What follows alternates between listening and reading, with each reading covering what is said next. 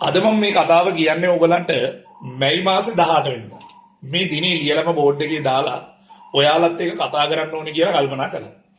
මැයි 18 කියලා කියන්නේ ලංකාවේ අපි හැමෝටම නිදහස ලැබුණු දවස. දැන් එතකොට 1948 පෙබරවාරි 4 වෙනිදා ලැබුණු නිදහස නෙමෙයිද අපේ නිදහස? උත්තරේ තමයි නෑ. එදා අපි ඉංග්‍රීසියෙන් නිදහස් වීම කියලා අපි ලබාගත්ත නිදහස ඇත්තටම නිදහසක් නෙමෙයි කියලා මම ඔයාලට කියලා කියනවා. ඒකේ කතාවක් මම පස්සේ කියන්නම්. හැබැයි මැයි 18 කියලා කියන්නේ ඇත්තටම අපි නිදහස ලබාගත්ත දවස. මීට අවුරුදු 16කට කලින් මේ ලංකාවේ හැමෝම නිදහස භුක්ති විඳින්න පටන් ගත්ත දවස. ඒක අපි කාටවත් අමතක කරන්න බෑ. ලංකාවේ අවුරුදු 30ක් තිස්සේ මේ රටේ ක්‍රියාත්මක වෙච්ච ත්‍රස්තවාදී ගැටුම අවසන් කරලා අපිට නිදහසේ බයක් සැකක් නැතුව දෙවුන්දර තුඩුවේ ඉඳලා පේදුරු තුඩුවට යන්න පුළුවන් විදිහේ වටාපිටාවක් නිර්මාණය වෙච්ච කාලයක්. ඉතින් ඒක අපි සමරන්න නැතුව කොහොමද? ඒ නිසාම තමයි මම මේ වීඩියෝ එකක් ඔයගලන්ට දාන්න කල්පනා කළේ. ඉතින් මේ වීඩියෝ එකේ ඇතුලේ කතාව බොහොම වැදගත්. මොකද දන්නවද? ලංකාවේ අපි හැමෝටම මේ නිදහස ලැබෙන්න අපේ රටේ ජීවිත ඉතා විශාල ප්‍රමාණයක් තමන්ගේ ජීවිතවලින්ම පූජා කරලා තියෙනවා. අපේ රට වෙනුවෙන් තමන්ගේ ජීවිතය කැප කරපු මේ රට වෙනුවෙන් යුද්ධයේදී දිවි පුදපු අපේ සෙබළුන් 30000කට ආසන්න ප්‍රමාණයක් ඉන්නවා. ඔවුන් යුද්ධ කළේ මේ රටේ සාමය අඛණ්ඩ පැවැත්ම වෙනුවෙන්. දැන් එතකොට ඊළඟට එන ප්‍රශ්නේ තමයි මේ වීඩියෝ එක දාපු ගමන් මැරුණේ අනික් පැත්තෙන් අපේ රටේ මිනිස්සුම නේද කියන්නේ. ඔව්. අපේ රටේ මිනිස්සු තමයි. හැබැයි ඒ අපේ රටේ මිනිස්සු වැරදි පාරක යවලා අපේ රටේ මිනිස්සුන්ගේ ඔළුව වලට විස බීජ දාලා ඒ මිනිස්සුන්ගේ ඔළුව වලට වැරදි මත දාලා එයාලම උසිගැන්නුවා මේ රටේ මිනිස්සු අතර සාමය සමගිය නැති කරලා මේ රට දෙකට කරා. ඒ දෙකඩ කිරීමේ ව්‍යාපාරය තමයි එදා මැයි මාසේ 18 වෙනිදා නන්දි කඩාල් කලපුවේදී අවසන් වුණා. මේ අවසන් කරපු යුද්ධය අවසන් නොවේයයි කියලා හිතපු ගොඩක් අය හිටියා. ඉතින් ලංකාවේ LTT ත්‍රස්තවාදය ක්‍රියාත්මක වුණේ දෙමළ ජනතාව වෙනුවෙන් වෙනම රටක් හදන්න කියලා කිව්වට ඇත්තටම මේ රටේ වෙනම රටක් හදන්න උවමනා වුණේ දෙමළ ජනතාවට වඩා ඒ ත්‍රස්තවාදීන්ව පෝෂණය කරපු බටහිර බලවේග වලට තමයි උවමනාව තිබුණේ. මොකද ලංකාව කියන තීරණාත්මක රට දෙකට කැඩුවොත් තමයි ඉන්දියාව කියන රාජ්‍ය දුර්වල කරන්න පුළුවන් වෙන්නේ කියලා ඔය කියන බටහිරියෝ කල්පනා කරා. ඉතින් ඒ කියන වැඩපිළිවෙල තමයි 2009 දී අපේ රටේ හමුදාව සහ නායකත්වය එකතු වෙලා පරාජය කළේ. මේ යුද්ධය අවසන් කරන්න මුළු රටම එකතු වුණා. ඒ එකතු වෙලා යුද්ධය අවසන් කරාට පස්සේ මේ රටේ මිනිස්සුන්ගේ ඔළුව වලට දුන්නා අපි මේ රට නිදහස් කරගත්තා කියලා.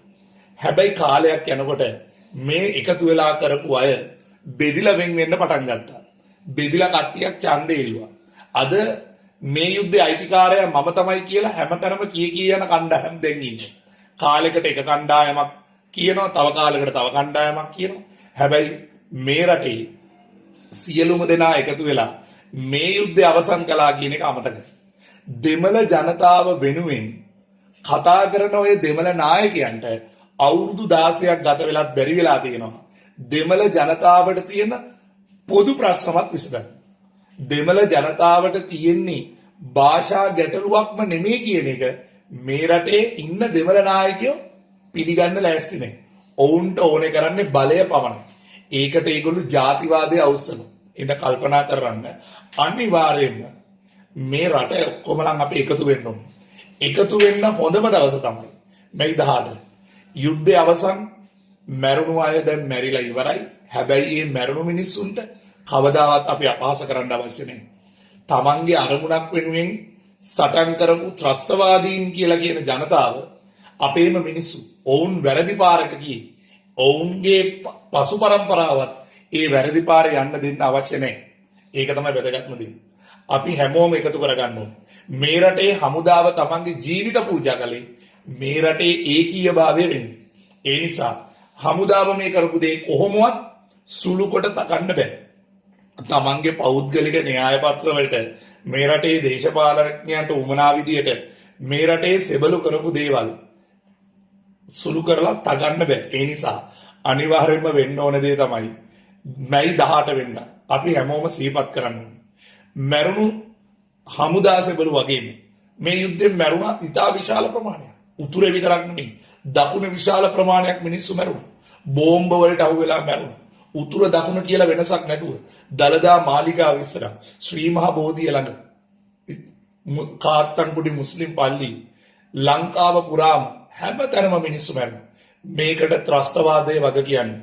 ත්‍රස්තවාදය විනාශ කළ හැකි එකම ක්‍රමය මේ ඒ වෙලාවේ ඉතුරු වෙලා තිබුණේ ඒ ගත්ත හමුදා ක්‍රියාමාර්ගය විතරයි.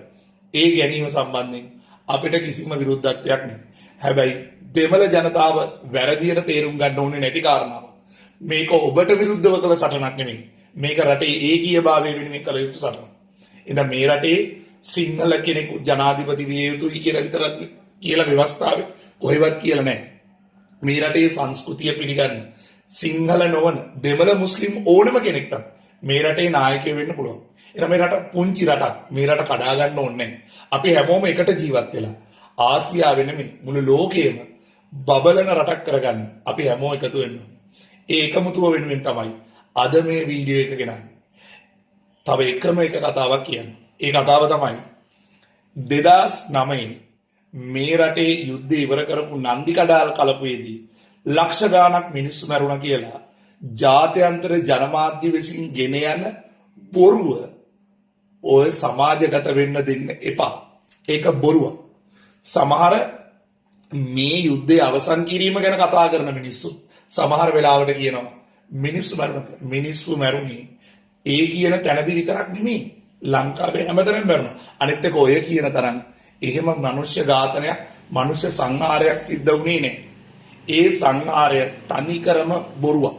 ඒකට හේතුව තමයි අපේ රටෙන් ගිය ගොඩක් අපේ සහෝදර දෙමළ ජනතාව මේ වෙනකොට ලෝකයේ එක එක තැන්වල තමන්ගේ ව්‍යාපාර කරගෙන ස්ථාවර වෙලා ඉන්නවා. ඒගොල්ලෝ කැමති නැහැ ලංකාවට එන්න. ඒගොල්ලෝ ලංකාවට එන්න ඕන. මොකද මේක ඔයාලගේත් රට. අපි හැමෝගෙම රට. එකමුතු වෙලා හදමු මේ රට. ඔයාට ආයෙත් එංගලන්තයට කැනඩාවට යන්න ඕනේ නැහැ. මේ රටම ඇති අපිට කැනඩාවත් එංගලන්තයකට යා සුරපුරයක් බවට පත් කරගන්න. ඉතින් ආරාධනා කරනවා සිංහල දෙමළ මුස්ලිම් මේ රටේ ජීවත් වෙන සියලුම සහෝදර සහෝදරියන්ට අපි රටක් විදියට එකට යමු. මැයි 18 සමරමු. ඒ සමරන්න ඕනේ අපි හැමෝම එකමුතු වෙච්ච දවස විදියට. ගිහිල්ලා